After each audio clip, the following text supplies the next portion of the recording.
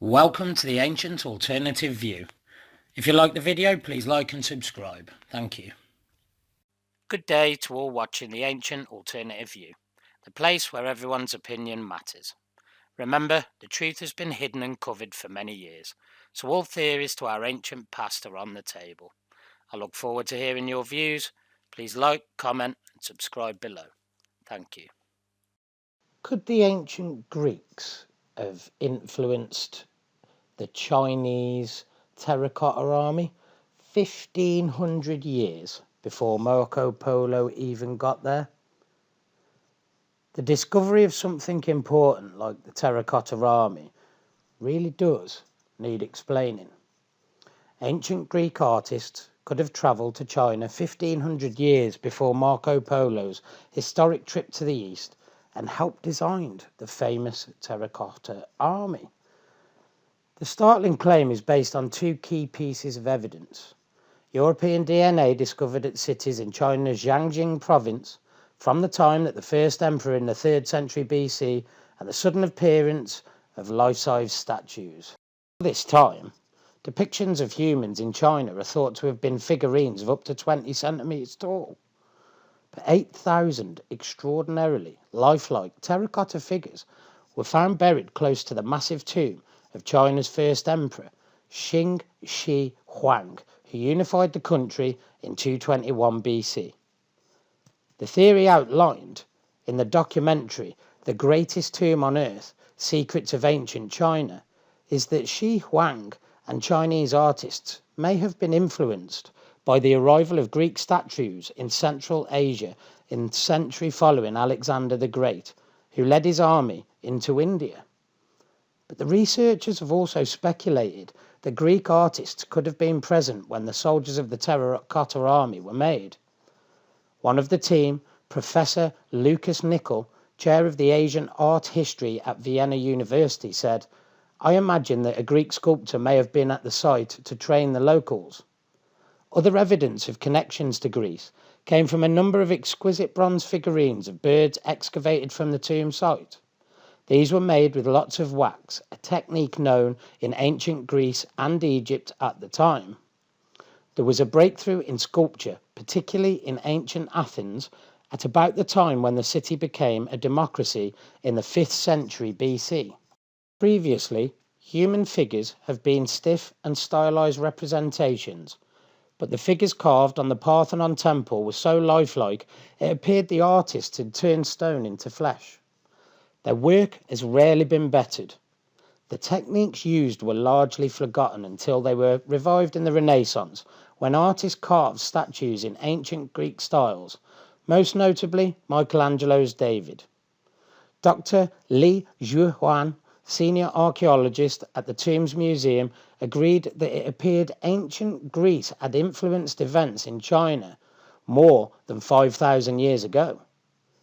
We now have the evidence that close contact existed between the first emperor's China and the West before the formal opening of the Silk Road, discussed in prior episodes.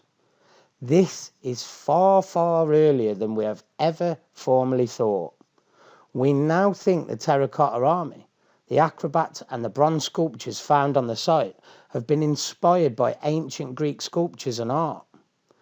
Professor Zhang Weijing, lead archaeologist at the tomb site, said the archaeological work undertaken here recently is more important than anything that's been done in the last 50 years. By systematically examining the first emperor's main tomb and subsidiary burials, we have discovered something more important than even the Terracotta Army. The mitochondrial DNA samples revealed Europeans had settled down in China and died there during the first time of the emperor and even before then. Don't you find that strange, your ancient alternative view? Hamish Maikura of the National Geographic Channel has said the scope of these archaeological finds and what they mean for the world is astonishing. The new revelation that two of the world's ancient superpowers may have been in contact is vital, and it reminds us today of the need for intercultural communication on a global scale. I hope audience will find the new evidence as astonishing and thought-provoking as he did. It is extraordinary to think that history as we know it is changing in front of our eyes. The Terracotta Army, more than 8,000 figures buried less than a mile from the tomb, was found in 1974, but the geophysical survey evidence suggests the complex is much, much bigger than previously thought. It could be up to 200 times the size of Egypt's Valley of the Kings. The bones of 10 young women buried with precious jewellery made of gold, pearls, have been found at the site. Disturbingly, it is thought these women were the first emperor's concubines, who were murdered and mutilated as part of his funeral. There are 99 similar graves. A skull of a very high-ranking male was found with a crossbow bolt embedded in the back of the skull. It is thought the bolt was fired from close range, suggesting that he must have been executed. Chinese archaeologists believed it could be the remains of Prince Fusu, the first emperor's eldest son, who was murdered along with his siblings by their younger brother, Prince Yu He, following their father's death. The grave contains a total of 7 different bodies, all of whom have been killed. Hello everyone. Thanks for watching today's episode on the Terracotta Army in China. This is part 3 of our Chinese experience from our ancients. Also, I'd like to bring your attention to the Ancient Code. They do a great article on the mini Terracotta Army that was found in 2007. You can go and have a look yourselves. Archaeological excavations in the ancient Chinese pit have revealed the presence of a miniature terracotta army that has remained undisturbed for more than 2,000 years. This is a fantastic image of the miniature terracotta army.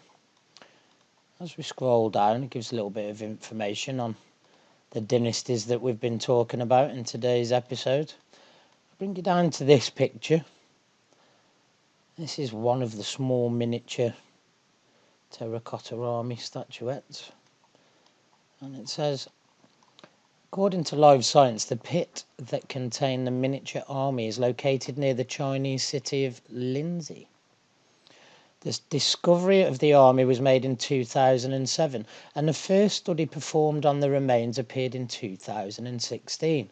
Although written in Chinese and published in Wenwu, the Institute of Archaeology of the Chinese Academy of Social Sciences. Since the study was published in Chinese, no one really paid much attention to what had been discovered until it was eventually translated and published in Chinese Cultural Relics. Be a nice link for you to go and have a look at. It is believed the pit, thought to date back some 2,100 years, could belong to Lu Xiong, one of the children of Wu, the 7th emperor of China. The form of pit and scale of the pit suggests that it accompanies a large burial site, write the archaeologists. They also say that it would have been, archaeologists maintain that the figures were manufactured a century later than the life-size terracotta army in which they would have been inspired. Well, if that carving is 100 years after the ones that we see in the terracotta army, then I think the quality of work is a little bit different, don't you?